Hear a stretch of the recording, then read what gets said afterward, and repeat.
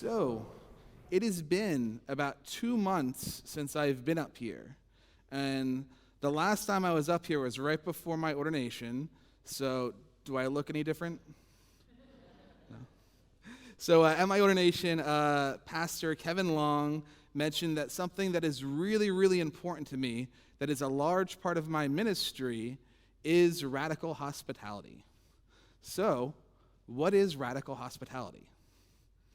Hospitality is a word that I think a lot of us are familiar with, but we use it enough where I wonder if it's lost some of its meaning, or I wonder if it doesn't have the richness that it's meant to. So what does it truly take to welcome and make our guests feel loved, to make unexpected visitors feel welcome and safe and a part of whatever is going on? This is a question that I think many ministries ask. And the past couple ministries that I have served have all done different things like trainings, or they have had conversations in committees. They've looked at how the building or the grounds can best welcome people. Really, really good conversations. I think a fair amount of us here have been to the UK, and even there were 2 groups just this past summer that have been to Ireland. So hospitality or welcome there came in the way of cookies, scones, digestives, which I know the youth group thought that was a funny name. Tea was always laid out. These were things that wherever we went, they were there to make us feel like they wanted us to be there. So I might gravitate towards hospitality because back when I was in college, it was not something that I was especially good at. Let me tell you a story about when I first lived on my own in a college dorm room.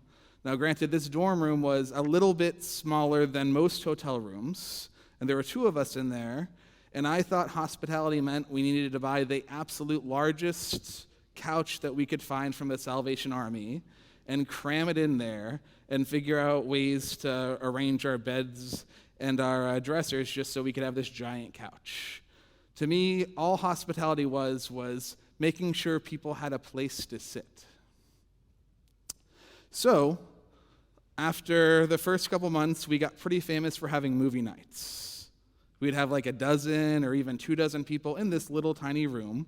So people sat everywhere. They sat on the couch, on the ground, on the beds.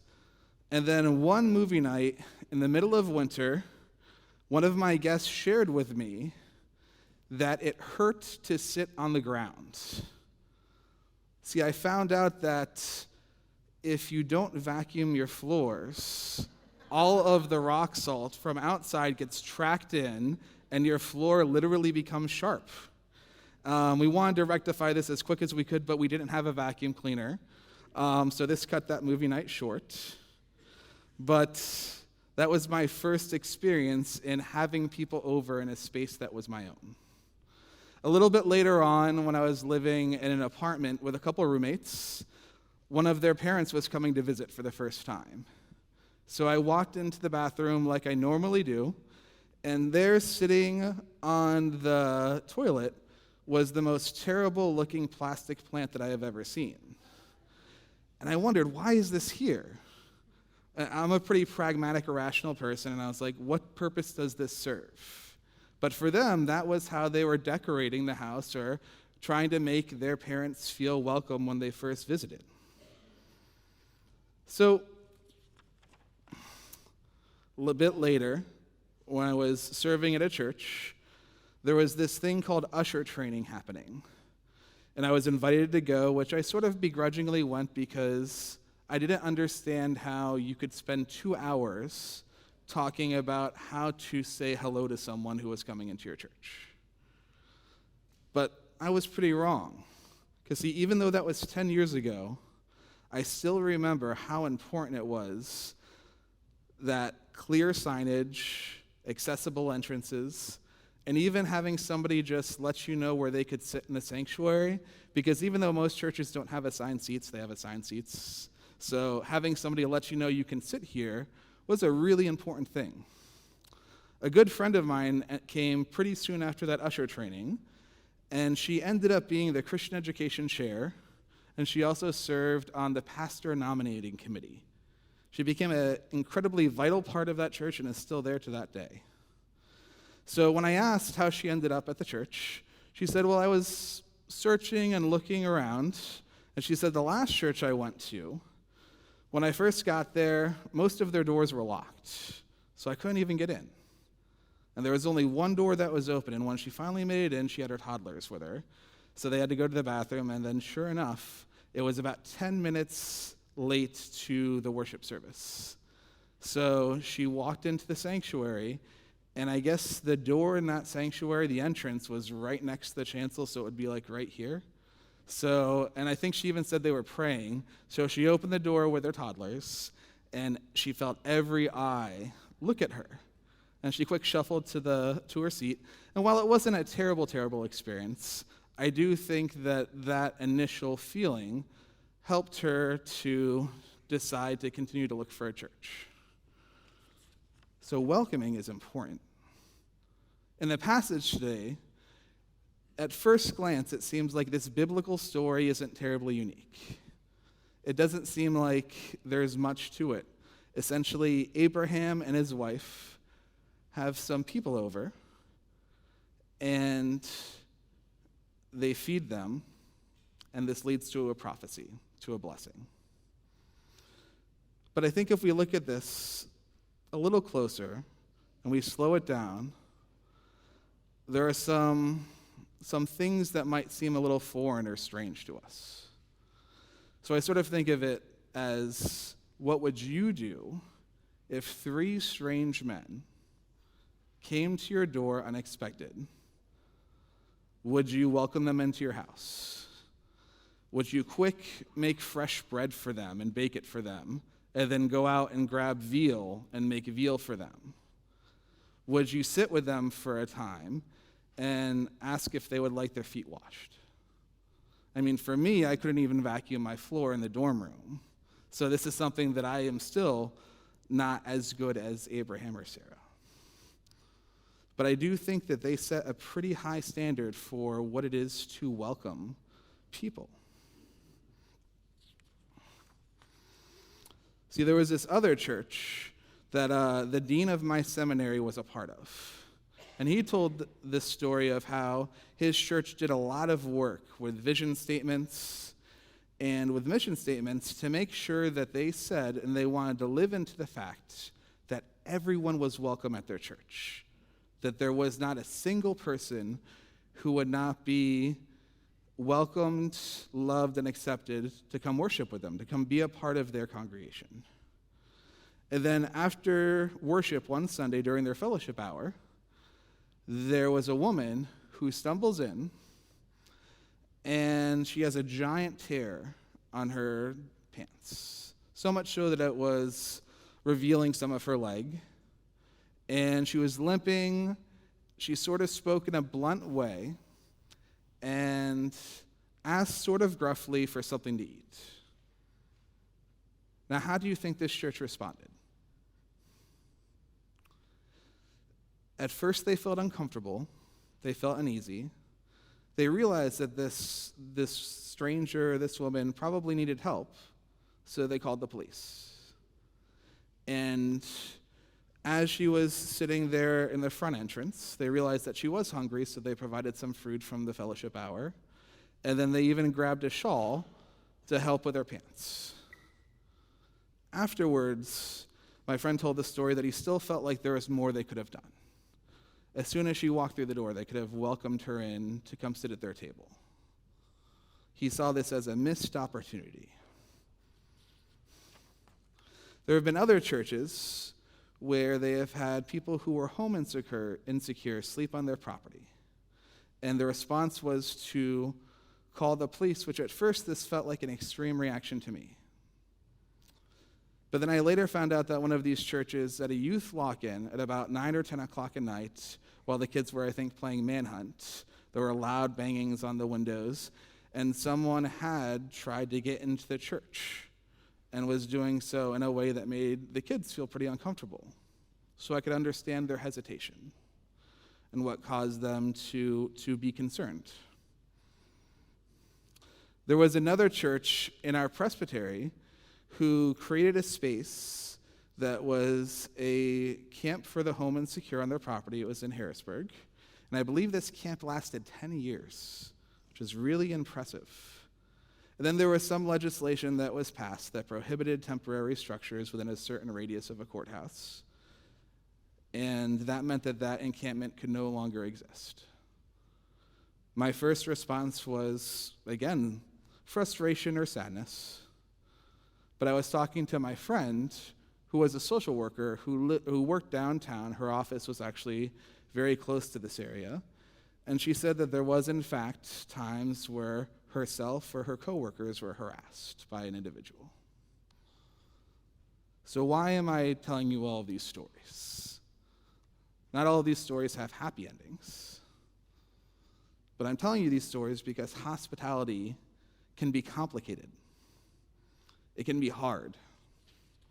And while Abraham and Sarah were blessed by welcoming these unexpected strangers, that is not always the experience that we have. There was this time when Jesus was traveling with some of his disciples, and they needed a place to stop and to rest. And there was a Samaritan village that was en route. So the disciples went ahead and asked if they could stop and rest in this village. And the response was no. And then James and John said, we should rain fire down upon them. It's not quite the enlightened response that I would have expected from the disciples of Jesus. The guy who they followed, who they lived with, who they learned to live like. So what do we do when hospitality is hard? When it's inconvenient? Maybe it doesn't even feel safe. What happens if we go the extra mile only to be disappointed and to be frustrated? Another story about a church that had this vibrant ministry at this halfway house. Now, this halfway house was a program for incarcerated individuals who were about to experience reentry, and this provided support for them. So this ministry would go once a month and worship with them, give them food, play long games. It was a great ministry. I was a part of it for a little while, and we got to know and be in relationship with those men. And then those men asked, can we be a part of the church that sent you here? Can we come and worship with you all? And it was awesome. Months turned into years. These men walked 2 miles to go worship every Sunday at this church. And it was a really great thing. They volunteered in the kitchen. They volunteered in the sound booth. It was really great. I used to give one of them a ride.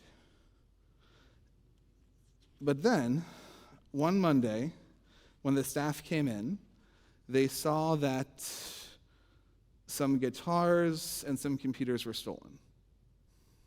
So immediately they said, well, it must be these men. They did that. And then they did some research, they did some investigation, and they found out that indeed it was one of them. And now at this point in this story, I've gone back and forth as to if I should tell you how that church reacted or responded. But I think that I'm going to leave out there. If you're really interested, you can come find me after the church service, and I can tell you what that church did. But it still leaves me with a question of what do we do when we are putting ourselves out there, we're welcoming people, and something like this happens? I've taught this to middle school groups. I've taught them this story. We talked about hospitality, and very, very quickly are they interested in going out and welcoming the world. They are so excited about the prospect of bringing new people in and sharing all that is good with everyone. Often they'll say, let's go out to Main Street and find everybody we can and bring them into church. And I love that. And then I heard one of them say, yeah, if I see someone without a home, then I could just invite them into our home and it'll be great. And this is a 10-year-old. And I immediately thought, well, you really need to talk to your parents first. That probably is not going to be a decision that you should ever make on your own as a 10-year-old. But I love how they embrace this spirit of welcoming. the spirit of wanting the community to grow and to share all of the fruit that they had with everyone.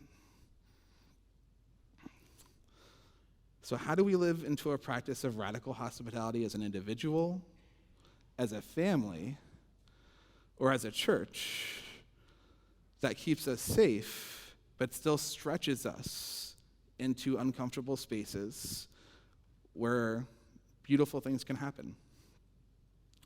The first step is to decide that radical hospitality is something that you want to be a part of, that you commit to be a part of. And it means more than scones or tea or big couches or plastic shrubbery.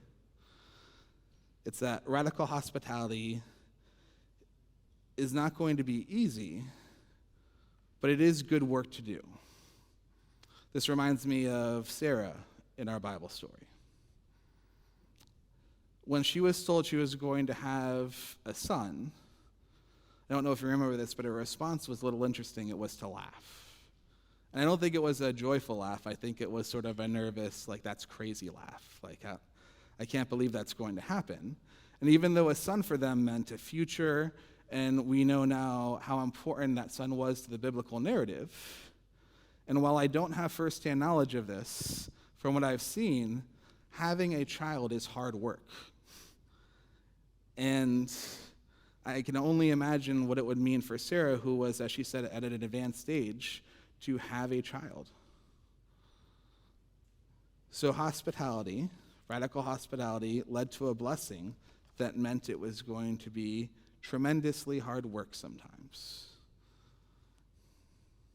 So I have some good news. I haven't been here quite a year, and I still remember what it was like to come here brand new. And I felt tremendously welcome. I felt that the community was very, very warm, and I was happy to bring my family to come be a part of this community. Now, I will say I may have had a bit of an advantage because not everybody gets quite the experience that I do, which is announcements, newsletter articles, and wonderful people making sure to welcome me. But Derry did a wonderful job at being welcoming and providing that warm community. But the thing about radical hospitality is that the work is never finished. There's always more to do. There's always more that you could do to include your neighbors, everyone else. Just this week, the Inclusion Committee has been discussing what the next project would be to help make our church more accessible to more people. And while the work may be challenging, it is good work. And I do believe that we will be better for it. The more people that are welcome here, they bring with them the unique and wonderful divine creations that they are. It's almost like listening to music. You could play one note perfectly. The tone and the pitch could be perfect, not too flat and not too sharp, and it would be good to listen to for a while. Or you could play a chord made up of many, many different notes, all sounding differently in their own right, but as they blend together, they make a beautiful sound and beautiful music. So as we continue the good work of radical hospitality and find ways to make our walls more permeable to our neighbors, we will find that our community will be becoming more rich and more beautiful. And as we all are created in the image of God, when more of us are gathered, the closer we get to see the divine. Amen.